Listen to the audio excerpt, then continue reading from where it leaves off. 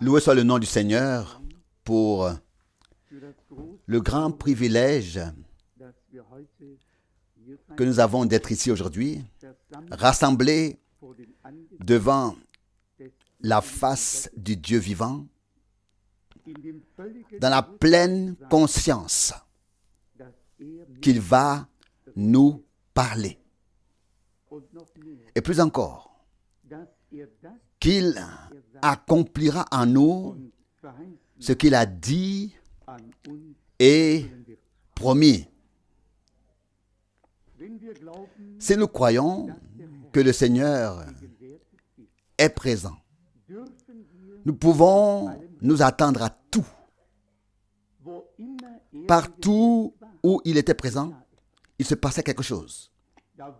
Les aveugles voyaient, les boiteux marchaient, les lépreux étaient purifiés, les pécheurs ont été pardonnés, ceux qui étaient liés ont été libérés. Là où le Seigneur est présent, il se manifeste.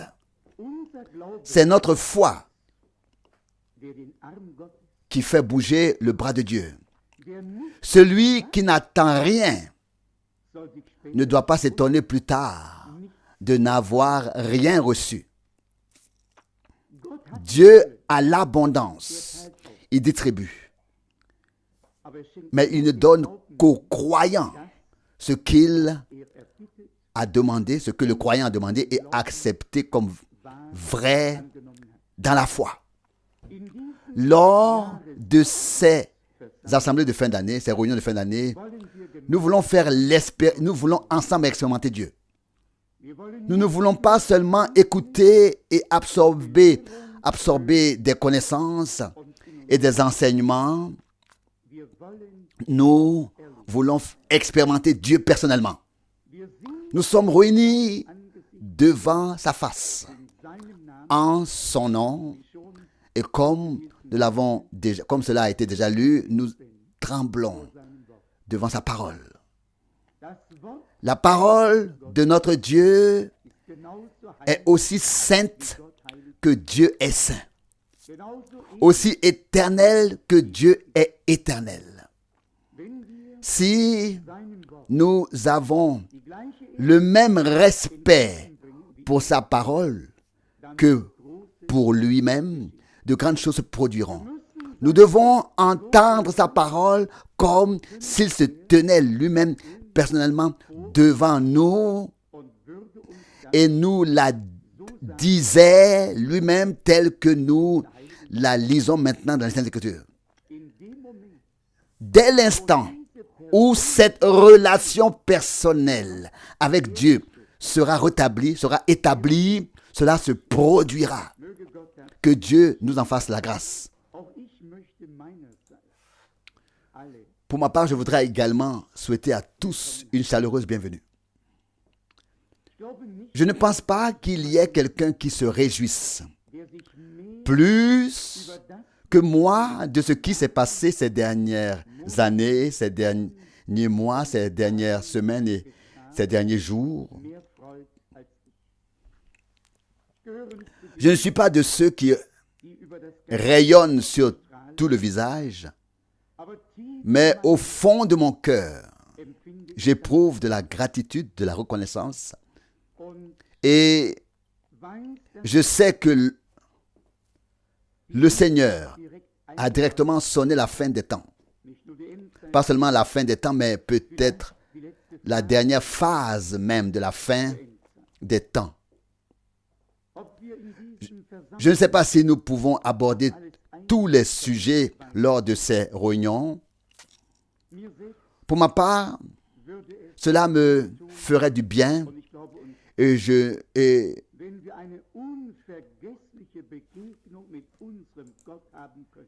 nous crois tous. Si nous pouvions avoir une rencontre inoubliable avec notre Dieu, car il peut nous arriver, ou il pourrait nous arriver, de pouvoir tout classer bibliquement, de reconnaître aussi les signes des temps dans leur accomplissement et leur signification. Et pourtant, de ne pas avoir expérimenté personnellement ce que Dieu nous a promis. En ce lieu, nous voulons rendre l'importance à l'expression le plein évangile. Un plein évangile inclut toute la parole de Dieu. Et nous voulons être des gens du plein évangile. Quand frère Rousse a dit il y a des gens qui croient qu'il y a un Dieu, cela m'est venu dans la pensée. Il y a aussi des gens qui veulent avoir et recevoir tout ce que Dieu donne. Nous savons que Dieu existe. Maintenant, nous aimerions aussi avoir tout ce que Dieu peut donner. Et ça, c'est beaucoup. Je suis convaincu que nous partirons d'ici bénis. Une fois de plus, je voudrais dire que nous nous réjouissons tous de l'ouverture des frontières, des portes et des possibilités qui ont vu le jour. Le Seigneur établit et retire des rois, et nous savons que spécialement à la fin des temps, il dirige toutes les choses de la manière dont elles s'inscrivent et appartiennent au déroulement prophétique. Entrons maintenant dans la méditation de la parole. Le temps passera aussi très vite dans ces réunions. Si Dieu le veut, nous aurons ce service divin demain matin à 10h, demain après-midi à 14h30 et demain soir à 19h30 pour l'agape, le repas d'amour. Ensuite, nous resterons ici et nous passerons ensemble la nouvelle année dans la prière. Je voudrais lire le psaume 95, donc 95 du verset 6 au verset 9. Les psaumes sont en effet une bénédiction particulière pour nous tous. Ils expriment ce que nous voulons dire et ce que nous ressentons. Psaume 95, donc 95, du verset 6 au verset 9. Venez au verset 6. Venez, adorons et prosternons-nous, fléchissons les genoux devant l'Éternel, notre Créateur, car il est notre Dieu. Et nous sommes le peuple de son pâturage, le troupeau que sa main conduit. Oh, si vous pouviez écouter aujourd'hui sa voix, n'endurcissez pas. Aujourd'hui, si vous pouviez écouter sa voix, n'endurcissez pas votre cœur comme à Mériba, comme au jour de Massa dans le désert, là où vos pères m'ont tenté, m'ont éprouvé, alors qu'ils voyaient ce que je faisais. Bien-aimés, les Écritures disent, nous sommes maintenant enfants de Dieu, et ce que nous serons n'a pas encore été manifesté. C'est exactement ce qui est écrit dans la lettre aux Corinthiens, que celui qui court le fasse bien, sinon il ne sera pas couronné. En référence à 2 Timothée 2,5. Non pas le début de la vie de foi, mais celui qui persévère jusqu'à la fin, qui reste fidèle jusqu'à la mort, qui parcourt tout le chemin avec le Seigneur dans l'obéissance jusqu'au bout. Celui-là sera couronné. Et je voudrais faire partie de ceux qui n'ont pas prêché aux appelés, mais aux élus. À ceux qui ont reçu la grâce par Dieu, de Dieu pour le croire, le servir, le suivre, et cela de tout leur cœur. Je voudrais aussi faire partie de ceux qui ne proclament pas seulement des vérités partielles, ou bien en partie, ou des spécialités, qui ne prêchent pas des spécialités, mais comme l'a dit Paul, prêcher tout le conseil de Dieu. Et il savait qu'aucun sang ne pourrait lui être demandé, qu'aucune âme ne serait sur sa conscience, parce qu'il a annoncé tout le conseil de Dieu sans se spécialiser sur certains sujets. Il y a des croyants pour qui certaines choses sont si précieuses et d'autres non. Chez nous, c'est ainsi que nous avons procédé. Chaque parole est la parole de Dieu. Nous croyons toutes les Saintes Écritures, couvercle par couvercle. Et je me souviens du témoignage de cet homme au teint noir aux États-Unis, nommé Sem, qui ne savait ni lire ni écrire, mais qui portait toujours sa Bible sur lui. Et le patron s'est moqué de lui en disant, « Sem, tu ne sais pas lire. Pourquoi as-tu toujours ta Bible sur toi ?» Et Sem dit, « Je crois ce qui est écrit dedans. » Et il ajouta, « Je ne crois pas seulement ce qui est écrit dans la Bible, je crois même ce qui est écrit sur la couverture, à savoir Écriture sainte, Sainte Écriture. » Nous sommes tellement reconnaissants à Dieu de nous avoir donné ce lien intime et profond et cette relation avec lui et avec sa parole. Frère Rousse l'a déjà dit 2 ou 3 fois. En bref, le ciel et la terre passeront, mais la parole de Dieu restera pour l'éternité. Lorsque j'ai eu à écrire la première lettre circulaire, il y a près de 30 ans, cela faisait 25 ans, cela fait exactement 30 ans, en ce jour du 31 décembre, lorsque nous étions une douzaine à plier le genou en cercle restreint et à confier au Seigneur tout ce qui devait arriver. Mais lorsqu'il a fallu écrire la première lettre, oui, c'était probablement en 1966, j'ai été confronté à la question, quel titre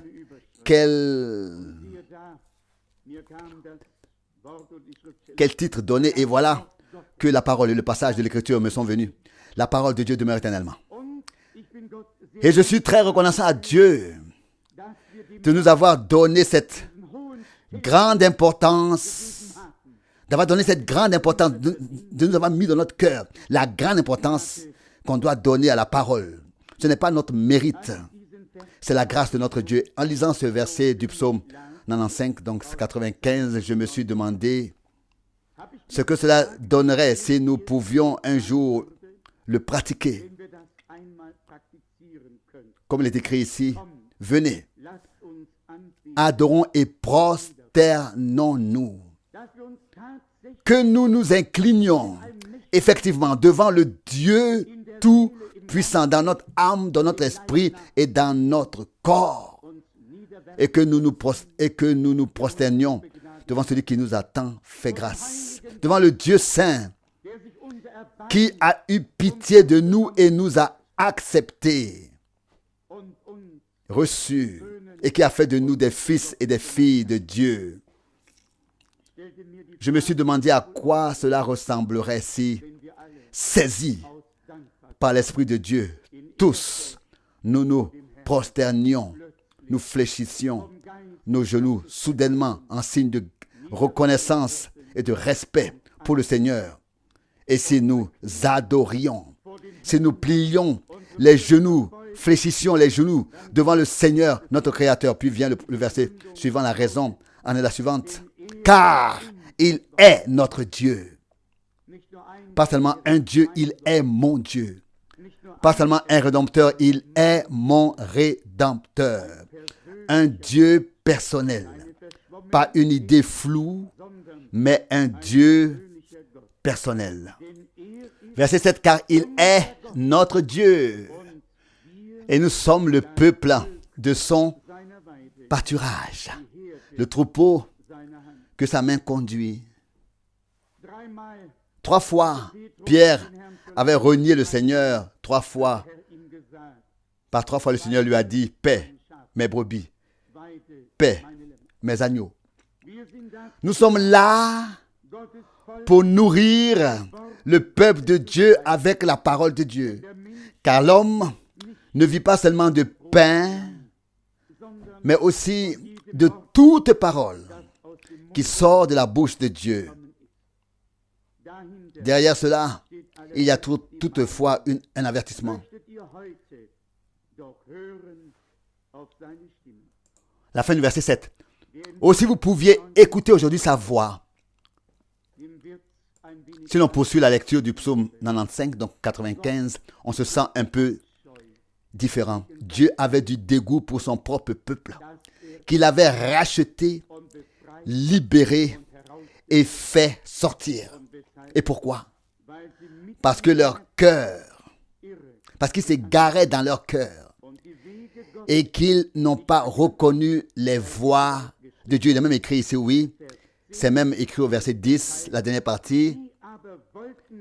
Mais eux, ils n'ont pas voulu connaître mes voies. Peuple de Dieu, délivré de l'esclavage, sorti, manger la manne, boire du rocher, la colonne de feu au-dessus de peuple de Dieu. Peuple de Dieu. Ils ne voulaient rien savoir des voies du Seigneur. Mais est-ce que cela va ensemble? Peut-on faire rimer cela? Justement pas. Justement non.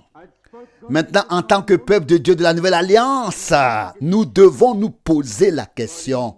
Voulons-nous réellement connaître ses voies et non seulement les connaître, mais aussi y marcher? Sommes-nous prêts à reconnaître aujourd'hui ce qu'il fait vraiment ou ce qu'il a promis pour ce temps et ce qu'il mène à bien, à son achèvement? Nous savons que ce ne sont pas les exilés et les libérés qui sont entrés dans le pays de Canaan, ceux qui sont sortis de l'Égypte, mais seulement Josué et Caleb. Et la nouvelle génération qui est née en chemin. Ce sont ceux-là qui sont entrés dans le pays de la promesse. La plus grande expérience que nous ayons avec Dieu ne sert à rien, à moins qu'elle ne nous rapproche de Dieu, pour ensuite marcher réellement avec lui. Tout ce que Dieu fait dans notre vie nous rapproche de lui et nous humilie davantage et nous rend davantage plus petits sous sa puissante main. Si un homme pense qu'une bénédiction de Dieu l'a rendu fier ou qu'il peut s'en faire s'imaginer d'être maintenant quelque chose et d'avoir quelque chose. Il n'a pas encore rencontré réellement Dieu. Celui qui rencontre le Seigneur s'exclamera comme Pierre. Je ne suis pas digne que tu viennes sous mon toit. Matthieu 8, verset 8. Ésaïe s'est exclamé, je suis un homme aux lèvres impures. J'habite au milieu d'un peuple aux lèvres impures. Ésaïe 6, verset 5. Dieu, qu'il nous fasse grâce, qu'il ait pitié de nous, que nous ne soyons pas seulement sortis, que nous n'avons pas seulement été amenés dehors, sortis. J'ai pris quelques notes. La première est la suivante, que Dieu nous accorde à nous les racheter. La réalité de la rédemption telle qu'elle s'est accomplie à Golgotha. Que les rachetés puissent recevoir leur véritable rédemption avec tout ce qui cela implique, ce qui s'est passé à Golgotha, jusqu'à la vie de Dieu lui-même en nous, par nous, et que les libérés vivent leur véritable libération. Le peuple d'Israël était libéré à l'extérieur, mais lié à l'intérieur. Extérieurement libéré, délivré, intérieurement non. Que Dieu nous accorde, en tant que ses rachetés, une délivrance intérieure de tout ce qui nous retient de le servir entièrement. Que Dieu accorde le salut à ceux qui sont sauvés. Qu'il accorde la guérison à ceux qui sont déjà guéris. Tout s'est passé, n'est-ce pas, à Golgotha. Déjà, le Seigneur s'est exprimé. Tout est accompli. Il n'a pas dit cela sera accompli, tout sera accompli. Non, il s'est exprimé. C'est accompli. Tout est accompli. Le rideau du temple se déchira. Les rochers se fendirent. C'était accompli. C'était vraiment fait. Dieu et l'humanité étaient réconciliés. Que Dieu accorde la rédemption aux rachetés, la libération aux libérés, la guérison aux guéris. Que Dieu réalise en nous ce que nous avons en fait déjà reçu. Qu'il le rend réel, manifesté, qu'il le rend manifeste, qu'il en est ainsi. Que ce ne soit pas seulement écrit, que nous ne nous contentions pas de le chanter et de l'apporter au peuple par la prédication, mais que l'Écriture sainte puisse devenir pour chacun une réalité vécue.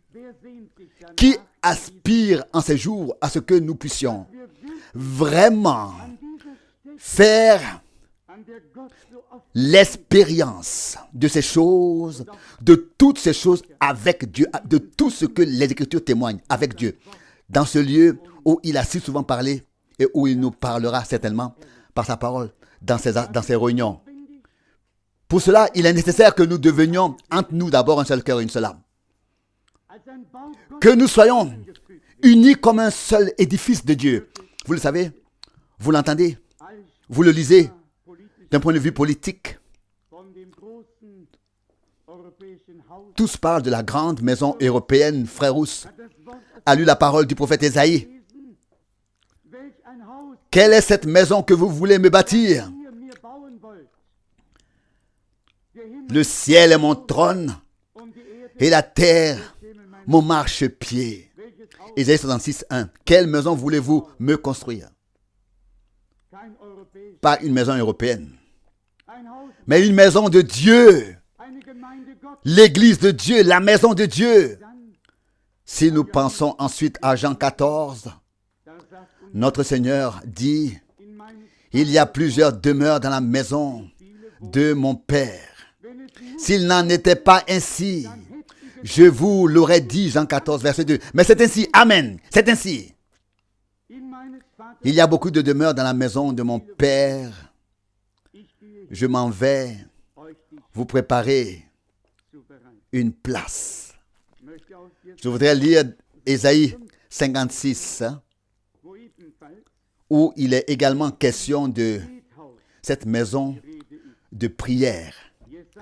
Ésaïe 56, verset 7b, simplement la dernière partie du verset 7. Car ma maison sera appelée une maison de prière pour tous les peuples.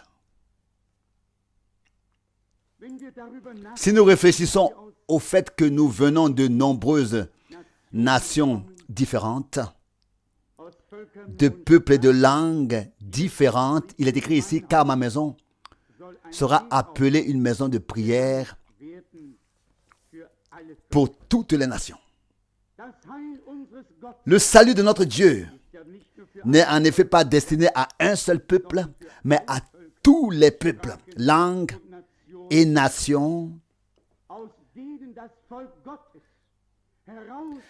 dont le peuple de Dieu est extrait pour être sauvé, dont le peuple de Dieu est appelé à sortir pour être sauvé. L'Église du Seigneur est pourtant appelée à sortir.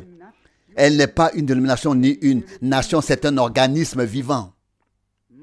Ma maison sera appelée une maison de prière. On peut aussi chanter et prêcher dans la maison de prière. On peut y jouer de la trompette, on peut jouer des instruments. Mais la chose essentielle dans la maison de Dieu, c'est que nous rencontrions personnellement le Seigneur, chacun dans la prière. Que nous le laissions nous parler par sa parole et que nous lui parlions dans la prière. Ma maison sera appelée, oui, une maison, ou bien nommée une maison de prière pour tous les peuples. C'est de tous les peuples, de toutes les langues, de toutes les nations que le Seigneur rassemble son peuple. Dans Matthieu 21, le Seigneur a dû faire le ménage, enfin. Quelque chose, c'est ce qui est rapporté ici. Lui, il devait rapporter. C'est écrit ici. Il devait faire le ménage. Matthieu 21, verset 12. Jésus entra alors dans le temple de Dieu, chassa tous ceux qui vendaient et achetaient dans le temple, renversa les tables des changeurs et les sièges des vendeurs de pigeons, et leur dit, il est écrit, ma maison sera appelée une maison de prière, mais vous en faites une caverne de voleurs. Jérémie 7, verset 11. L'église du Dieu vivant doit en effet être le lieu de sa manifestation, de la manifestation du Dieu très haut, ici-bas. Et nous l'avons souvent dit, Dieu en tant que créateur a témoigné de sa puissance dans l'univers entier. Il a en effet tout appelé à l'existence par sa parole. Mais il n'y a eu qu'une seule manifestation personnelle de Dieu sur terre, révélation personnelle de Dieu, et elle a eu lieu en Jésus-Christ, notre Seigneur. Il est Emmanuel, Dieu avec nous. Et maintenant, il n'y a qu'une seule église du Dieu vivant, dont notre Seigneur dit, je bâtirai mon église et les portes de l'enfer ne prévaudront pas contre elle. Le Seigneur n'a pas des centaines d'églises, comme les gens le pensent. Il en a une à laquelle on peut venir parmi des centaines et des milliers, mais il faut y naître. Il faut y naître, on ne peut pas y adhérer. Il faut naître dans le royaume de Dieu. À moins que quelqu'un ne naisse de nouveau. Sinon, il ne peut pas voir le royaume de Dieu. Jean 3, 3. Le Seigneur a fait le ménage dans sa maison. Il a renversé. L'autre passage dit même qu'il a aussi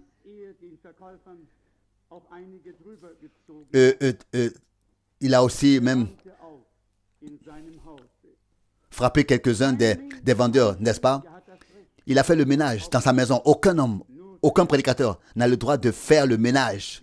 Seul le Seigneur lui-même. Nous n'avons pas le droit de corriger. Le Seigneur dit de lui-même.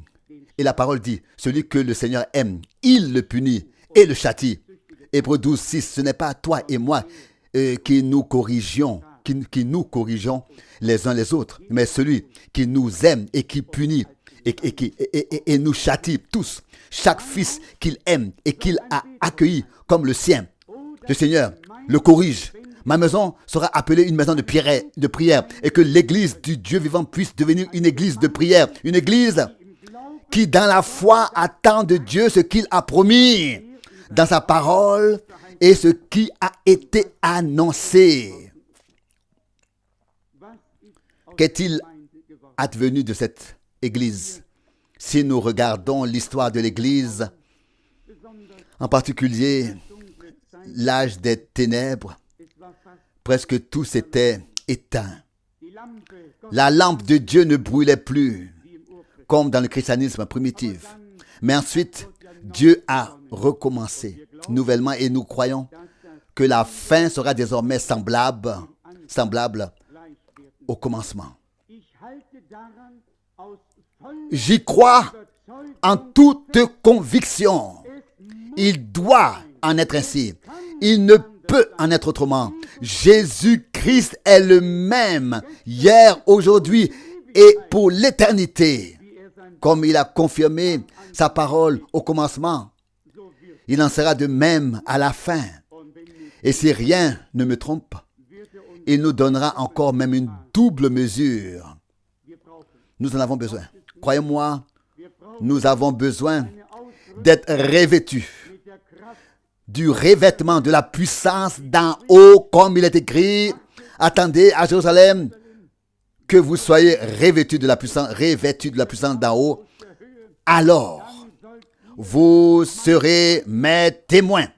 Luc 24, 48 et 49. Pas avant. Alors, vous serez mes témoins après avoir reçu la puissance d'en haut. Le revêtement. Alors, ce n'est pas seulement le témoin qui témoigne, mais c'est aussi Dieu qui témoigne ce dont le témoin a témoigné en confirmant la parole. Et alors s'accomplit ce qui est écrit dans Hébreux 2, à savoir que Dieu a également confirmé sa parole par des miracles et des signes puissants. Bien-aimés, si nous voulons être l'église du plein évangile, alors que la puissance de Dieu se manifeste pleinement là où ce glorieux évangile de Jésus-Christ est proclamé. Nous devons pour une fois laisser libre cours à la foi et ne pas toujours craindre que cela ne se produise éventuellement pas. N'offensons plus le Seigneur par notre incrédulité, mais croyons en lui. Vous savez, bien que celui qui ne le croit pas le fait passer pour un menteur. Et s'il a dit quelque chose dans sa parole, par exemple, si vous qui êtes terrestre pouvez donner de bons dons à vos enfants, à combien plus forte raison le Père qui est dans les cieux vous donnera-t-il l'Esprit. Luc 11, 13 et Matthieu 7, 11. Dieu donne à tous ceux qui viennent à lui et qui le lui demandent, qui emportent réellement le désir. Jésus faisait alors le ménage à l'extérieur. Autrefois, aujourd'hui, il veut faire le ménage à l'intérieur. Dans les cœurs. Il veut atteindre nos cœurs et les purifier, selon la parole de l'Écriture. Que celui qui est pur se purifie encore davantage. Que celui qui est saint se sanctifie encore plus. Apocalypse 22, verset 11. Car le temps dans lequel nous vivons est court. Et pourtant, c'est un temps comme il n'y en a jamais eu auparavant. Le chapitre 7 de Jérémie contient la parole qui peut nous conduire dans cette purification et nous faire prendre conscience de ce dont il s'agit réellement. Jérémie, chapitre 7, du verset 1. Jérémie, chapitre 7, verset 1. Voici la parole qui fut adressée à Jérémie de la part de l'Éternel en ces termes.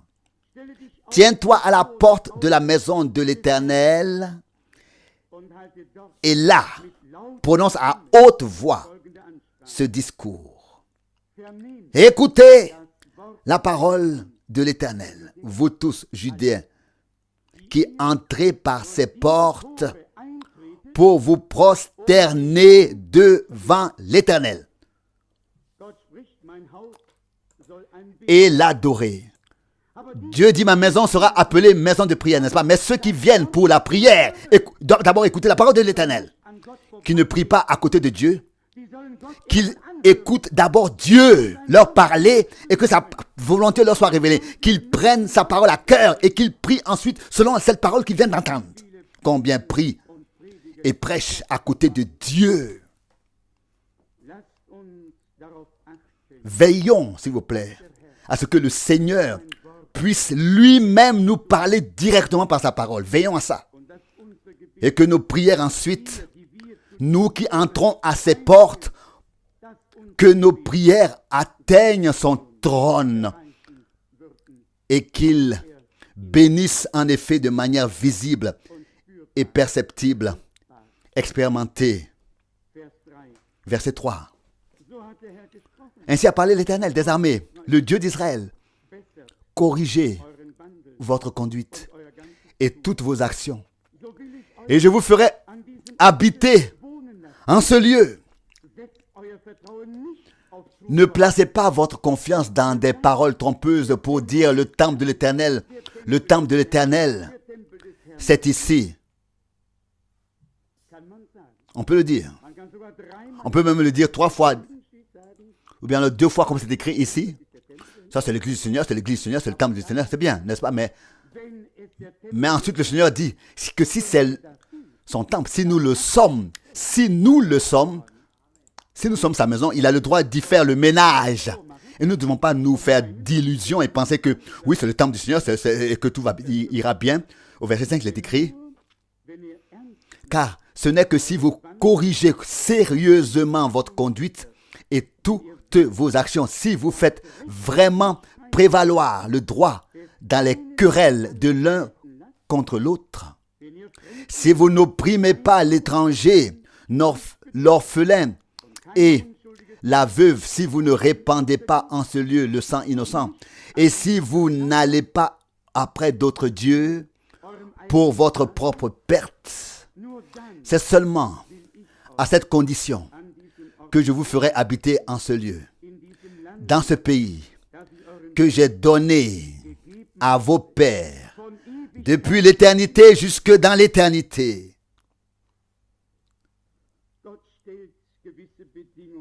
Dieu pose certaines conditions que nous ne pouvons pas ignorer.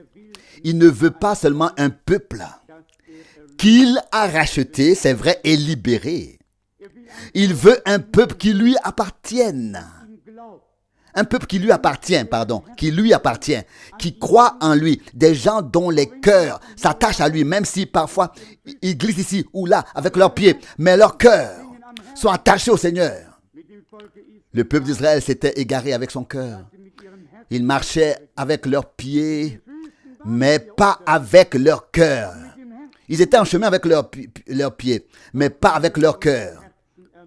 Que Dieu renouvelle nos cœurs, pour que ce ne soit pas seulement que nous le suivions de manière donc à l'extérieur, mais que cela ait lieu dans notre cœur, qu'il nous donne pour cela, comme il a promis, un cœur nouveau, un esprit nouveau, une nouvelle vie, un nouveau courage, une nouvelle espérance, une nouvelle joie, une nouvelle expérience avec Dieu.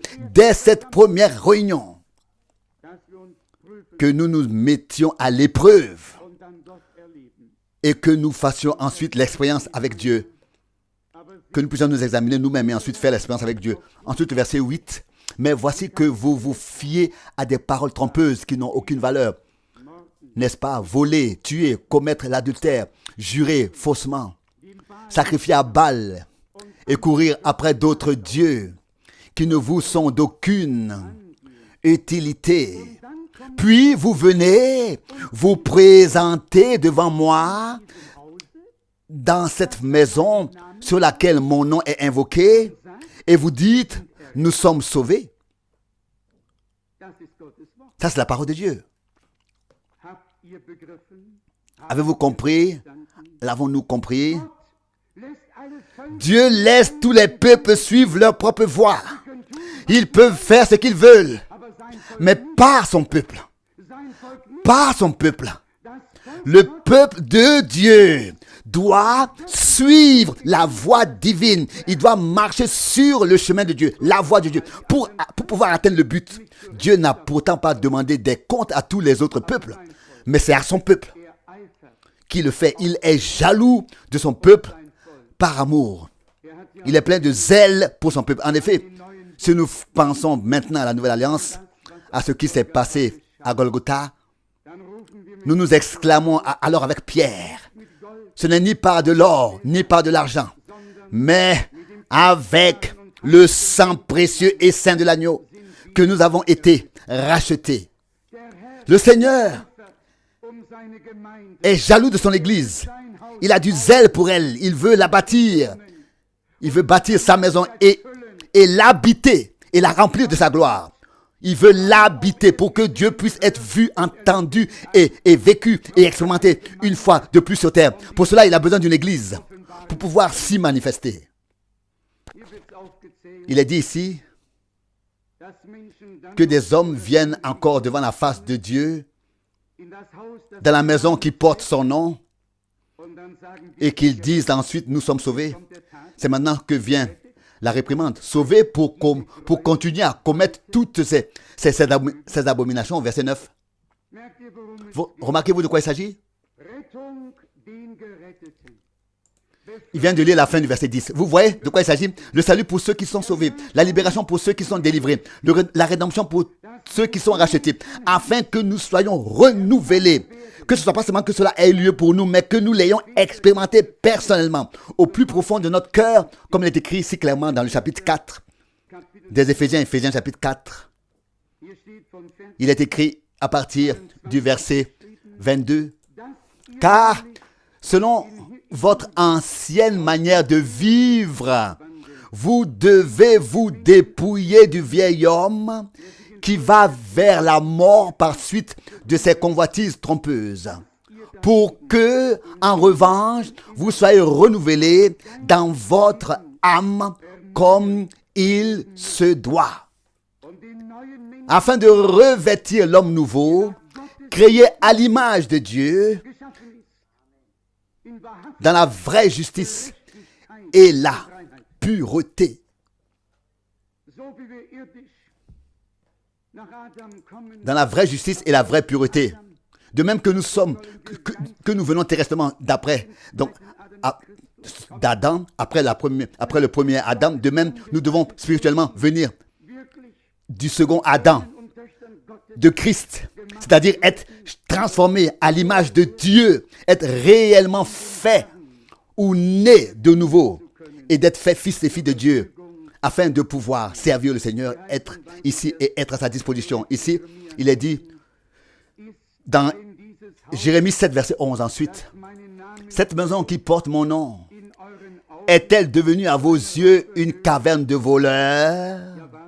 Oui, en vérité, moi aussi je le regarde comme tel. C'est ce que dit l'Éternel.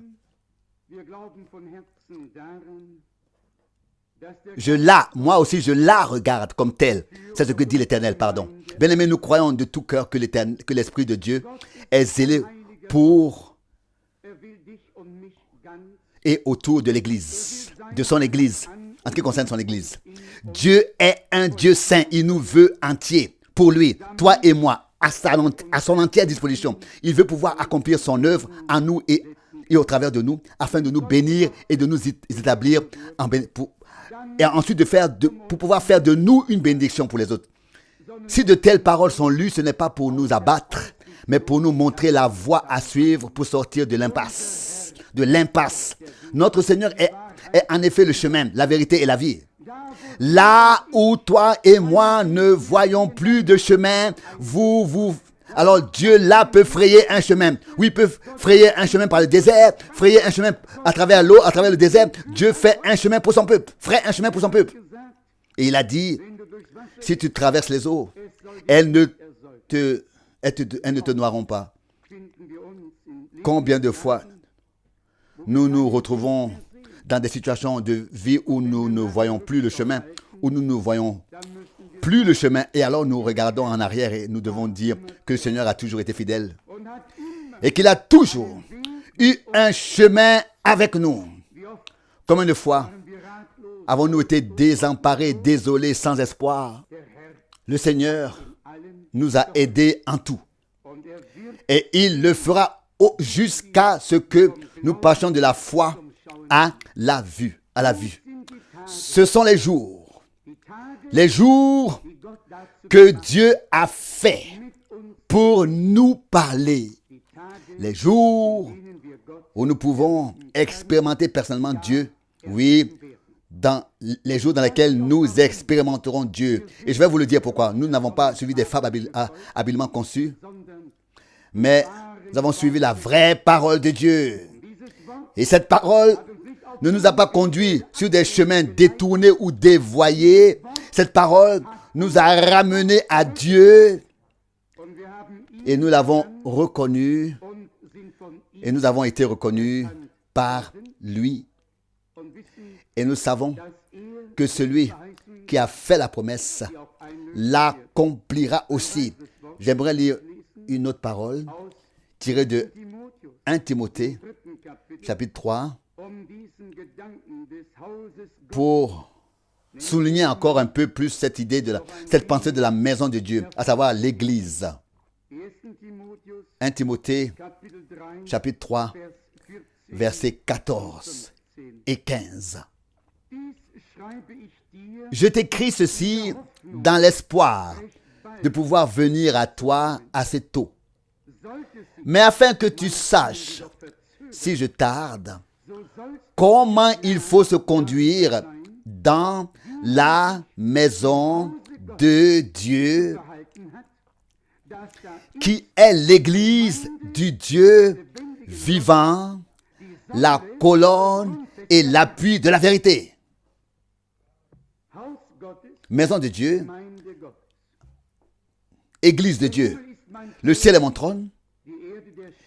La maison de Dieu, l'Église de Dieu. Le ciel est mon trône. La terre, l'escabeau de mes pieds, le marchepied.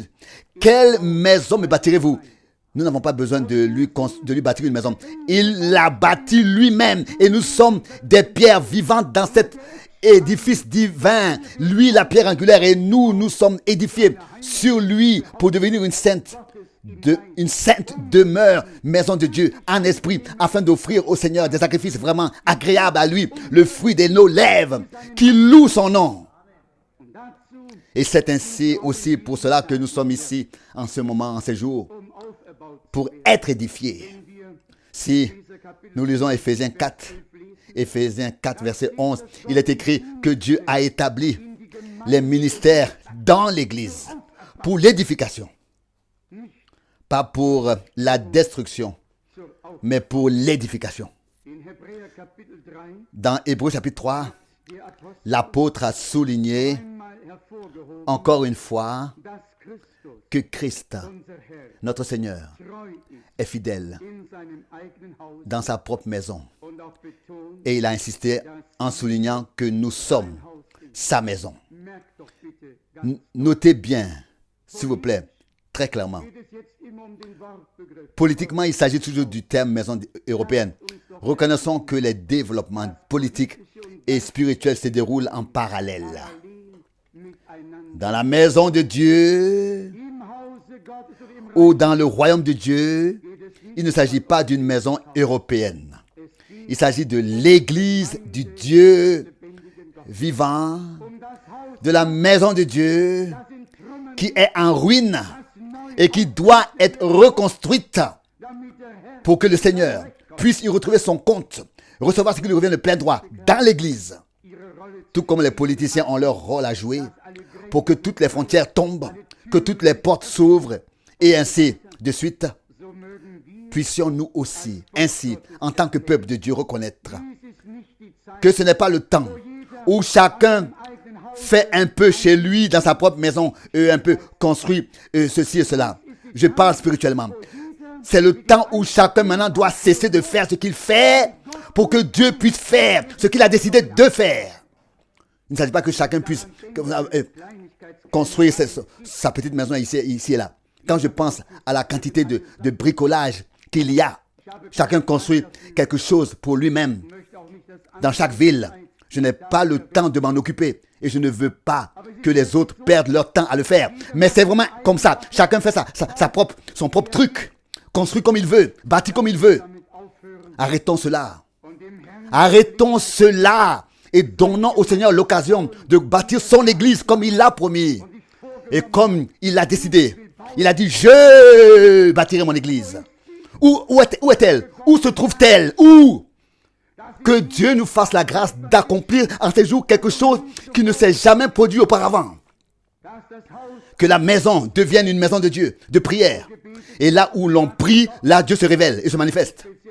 Et spécialement là où l'on prie et où l'on croit. Une prière sans s'attendre à ce que Dieu fasse. Ce que nous demandons était vaine. Celui qui prie doit s'attendre à ce que ce qu'il demande se réalise. Il doit déjà remercier que cela soit arrivé et cela lui sera accordé. C'est ainsi que cela est écrit dans la Bible. Ça, c'est l'ordre divin. Hébreux, chapitre 3, comme nous l'avons déjà indiqué précédemment. Hébreux 3, verset 6. Mais Christ l'est comme fils sur sa propre maison. Et sa maison, c'est nous. Amen. Et sa maison, c'est nous. Pourvu que nous restions inébranlablement attachés jusqu'à la fin à la joyeuse assurance et à l'espérance dont nous nous glorifions. L'Église de Dieu, la maison de Dieu, est le fondement et la colonne de la vérité. En elle, seule la vérité a sa place. Pas une seule erreur. La vérité de Dieu. C'est ici que l'apôtre l'exprime. Christ est fidèle dans sa propre maison. Et sa maison, c'est nous. Oh, si nos prières pouvaient s'élever vers le Seigneur Dieu, accompagnées de la foi que le Seigneur vient à notre rencontre et nous aide, nous bénit à nouveau. Oui, que nous ne nous contentions vraiment pas de chanter, je prie pour une nouvelle expérience, mais que nous serions ici et que nous compterions sur le fait que Dieu se révèle à nous de nouveau, qu'il ne nous parle pas seulement par sa parole, mais qu'il fait le ménage pendant la prédication de sa parole. Pendant la prédication de sa parole, il fait le ménage, il attire l'attention sur les choses qui ne sont pas justes devant lui. Il fait le ménage. Autrefois, à l'extérieur. Aujourd'hui, à l'intérieur. Il fait le ménage dans notre cœur, puis dans notre vie, jusqu'à ce qu'il se sente à l'aise et qu'il puisse pleinement s'installer en nous, prendre demeure et habiter. Oh, qu'avons-nous lu dans Isaïe 66? Où le Seigneur habite-t-il? Où? Avec ceux qui sont humbles et qui ont l'esprit brisé. C'est avec eux qu'il habite, c'est en eux qu'il habite. C'est ce que nous avons lu dans le prophète Isaïe, au chapitre 66. Il lit maintenant Isaïe 66, verset 1. Ainsi a encore parlé l'Éternel, les cieux sont mon trône et la terre mon marchepied. Quelle maison me bâtirez-vous? Et quel sera le lieu de mon repos pour y demeurer? Si ma main a créé tout cet univers pour que tout cela existe, c'est la déclaration de l'Éternel. Mais je regarde vers celui qui est humble et dont l'esprit est brisé et qui tremble en pensant à ma parole. Il est simplement nécessaire de s'humilier devant le Seigneur, d'accepter sa parole comme vraie et obligatoire, contraignante pour nous, de s'y conformer, de la mettre en pratique, non pas seulement d'entrer dans la maison de Dieu avec nos pieds et ensuite suivre nos propres voies, et nos propres chemins et nos propres pensées, mais consacrer totalement nos cœurs au Seigneur pour marcher avec lui, se souvenir de lui sur ses chemins et bien sûr aussi se souvenir de sa parole dans nos voies et il nous y aidera. Si nous sommes sincères, il offrira ce qu'il a promis.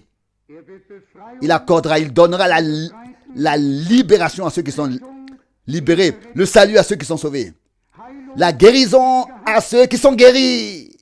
Bien-aimés, lorsque nous réalisons que nous sommes en fait déjà sauvés, à savoir, sauvés à Golgotha,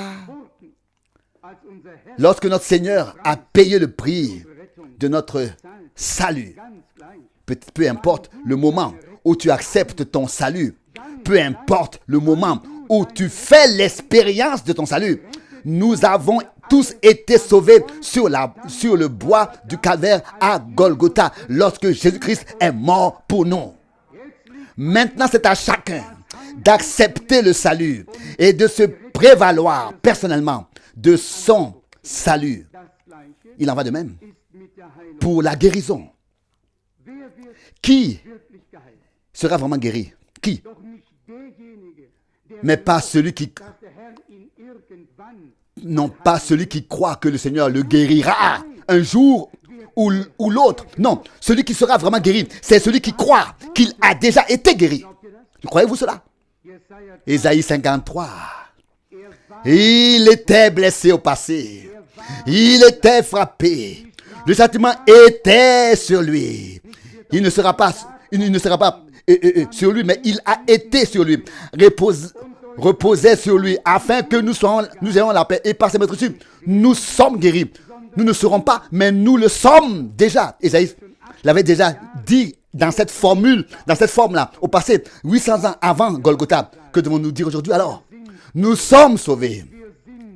Nous sommes rachetés. Nous sommes libérés. Nous sommes guéris.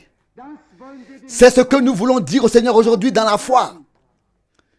Et si ces choses qui nous ont déjà été données ne se sont pas encore réalisées, faisons confiance au Seigneur pour qu'il le réalise en ces heures et ces jours, et cela sous la proclamation de sa parole glorieuse. Jésus-Christ est vivant. Il est ressuscité. Il est monté au ciel. Il revient de nouveau. Il est vivant. Il prépare son église. Oui, il l'a bâtie. Et il veut y habiter ensuite. S'y manifester et faire connaître sa gloire. Sa maison doit être une maison de prière.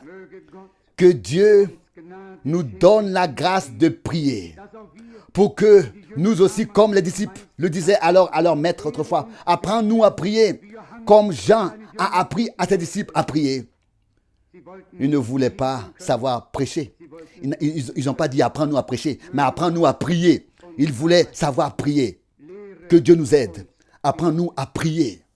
À prier de telle sorte que nos prières s'élèvent vers le trône de Dieu et soient exprimées dans la volonté et selon la parole de Dieu, afin que le Seigneur puisse accomplir ce qu'il a promis. Christ est fidèle dans sa propre maison et nous sommes sa maison. C'est ce que nous avons lu dans Hébreux 3 et sa maison, c'est nous. Et c'est vrai. Si nous sommes sa maison, permettons-lui de faire le ménage quand c'est nécessaire, de remettre les choses à leur place. Et sa maison, c'est nous. Et il est fidèle. Il fera ce qu'il a promis. Est-ce que vous pouvez compter tous là-dessus? Sommes-nous ici pour expérimenter Dieu personnellement, qui nous accorde la grâce à cet effet? Vraiment, que nous attendions et que nous disions, Seigneur, je ne quitterai pas ce lieu à moins que je t'ai expérimenté personnellement. Que nous disions comme Jacob, je ne te laisse pas, si ce n'est que tu me bénisses. Mais cela doit être un cri du cœur. Cela ne doit pas seulement venir des lèvres. Cela doit venir de tout notre cœur. Il faut que tout le monde prenne conscience que s'il n'a pas été baptisé du Saint-Esprit et scellé, il ne sera pas enlevé du tout. Ce n'est pas possible. Et c'est alors qu'interviennent les grands cris. Et ils doivent intervenir avant que l'autre cri ne commence. Donnez-nous de notre huile. De notre huile. Il faut qu'il y ait eu des gens qui aient reçu l'huile de l'Esprit. Imaginez ce qui se passerait si nous prenions conscience que personne, vraiment personne, ne sera enlevé à moins que le même Esprit de Dieu qui est venu sur Jésus-Christ et l'a ressuscité des morts, que la même puissance habite en nous pour rendre nos corps mortels vivants, sinon nous resterons ici. Et qui veut être enlevé? Tout le monde, n'est-ce pas? et que se passe-t-il alors vraiment? Mais si nous restons assis, sans ce pouvoir de changement, nous resterons ici, malgré le désir d'avoir voulu être enlevé. Ce désir ne nous servera à rien. Je ne sais pas pourquoi maintenant je dis cela. Peut-être pour que le cri de détresse se fasse entendre, pour que quelque chose soit secoué en nous. Nous sommes pourtant si reconnaissants au Seigneur, n'est-ce pas, pour tous les enseignements, pour toutes les bénédictions. Mais c'est ce que je me suis dit.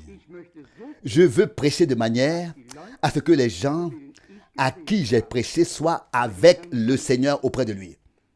Et cela fait partie du plein évangile, tout simplement. Répentez-vous et que chacun de vous soit baptisé au nom de Jésus-Christ pour le pardon de vos péchés et vous recevrez le don du Saint-Esprit. Cette promesse est pour vous et pour vos enfants et pour tout ce que le Seigneur, notre Dieu, appellera. S'il nous a appelés, alors la promesse nous appartient. Vous voyez de quoi il s'agit? Nous voulons vivre les choses personnellement, pas seulement les savoir. Nous voulons les vivre. Dieu nous a donné ces jours pour que nous puissions le vivre et vivre ce qu'il a promis. Et atteindrons donc ainsi vite. Nous éteindrons donc assez vite les lumières dans les bâtiments et remettrons les discussions à d'autres moments pour chercher à parler avec Dieu pendant ces heures, entre les réunions, comme ce serait beau si nous pouvions passer de l'ancienne à la nouvelle année avec de nouvelles bénédictions de Dieu, afin que nous puissions tous nous réjouir dans le Seigneur et repartir fortifiés et même tracer notre route dans la joie. Ceux qui souhaitent être enlevés doivent être conscients que la même puissance de l'Esprit de Dieu doit habiter en nous, afin que par l'Esprit, par la puissance de Dieu, ces corps mortels soient changés et vivifiés. Je le souhaite de tout cœur pour nous tous, car je veux que nous soyons tous là quand le Seigneur reviendra. Lorsque la trompette de Dieu retentira, que la voix de l'archange se fera entendre et que le Seigneur descendra jusqu'à dans les airs et que les morts ressusciteront en Christ en premier et que nous, les vivants qui resteront, seront changés. La puissance de transformation ne vient pas de l'extérieur. Elle doit être à ce moment-là en nous. Elle doit être en nous. Elle doit avoir été en nous pour changer de l'intérieur vers l'extérieur. Et comme on l'a souvent dit, la transformation, le changement ne commence pas à l'extérieur, il commence dans le cœur. Nos cœurs, nos vies doivent être changées. Oh Dieu, aie pitié de nous. Aie pitié de nous et bénis-nous de la richesse de ta grâce. Bâtis ta maison. Nous voulons être ta maison. Fais le ménage. Mets tout en ordre et remplis ensuite ta maison de ta gloire. Oui, fais ta demeure dans ta maison. Quelle maison allez-vous me bâtir? Nous n'avons pas besoin de la construire, de la bâtir. Il bâtit sa propre maison. Et sa maison, c'est nous. L'Église du Dieu vivant. Lui, le Seigneur des cieux, le Créateur de l'univers entier, notre Rédempteur. Couronne-nous de ces jours, en ces jours de grâce, qui nous couronne de grâce et de miséricorde. Amen. Amen. Levons-nous et prions. Frère Rousse, viens-tu prier, s'il te plaît? Dieu fidèle, nous te rendons grâce ensemble au Seigneur, car nous avons ensemble entendu ta parole. Seigneur, donne la grâce que nos cœurs soient humiliés, que nos péchés, que notre péché te soit apporté au Seigneur. Tu nous regardes, oh Dieu. Nous ne pouvons pas nous cacher devant toi, oh Seigneur, car tu as des yeux comme des flammes de feu, oh Seigneur. Tu tu vois à travers toute la terre. Oh Seigneur, tu vois à travers les cœurs, oh Dieu fidèle. Nous te prions, Seigneur, de nous donner des cœurs humbles, Seigneur, de nous donner un esprit humble, Seigneur, car ta parole nous l'a dit. Seigneur, tu prends plaisir, Seigneur, à des cœurs brisés, à un esprit humble. Oh Seigneur, nous en avons tous besoin. Oh Seigneur, nous ne pouvons pas dire que nous l'avons déjà. Oh Seigneur, il nous manque encore à tous. Oh Seigneur, aide-nous, aide-moi, aide-nous tous. Aie pitié de nous, par grâce, Seigneur. Après avoir entendu ta parole, Seigneur, viens au milieu de nous. Viens dans nos cœurs. Viens dans nos vies, ô Seigneur. Change-nous, ô Seigneur.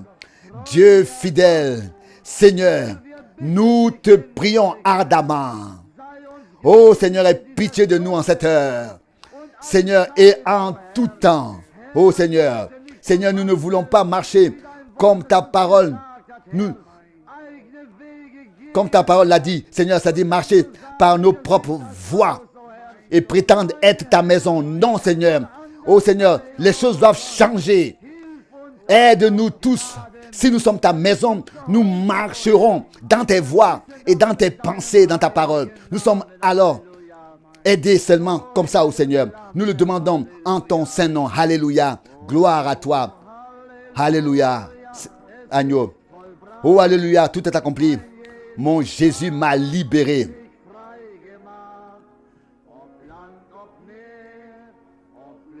Par la terre, par la mer. Bonheur. Partout. Par la souffrance. Là où Jésus est. Là où il y a la gloire. Oh, alléluia. C'est accompli. Mon Jésus m'a libéré.